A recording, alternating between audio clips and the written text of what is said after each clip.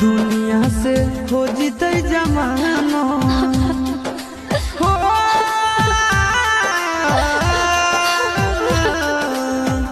दुनिया से हो जीते जमानो हो शमशान के अमानत हो राम जी हो कभी है एगो काम पगली के रखी हो सलामत हो राम जी हो कभी है एगो काम पगली के रखी हो सलामत हो।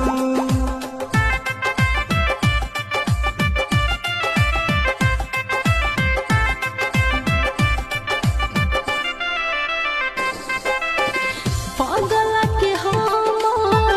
अगला जन्म में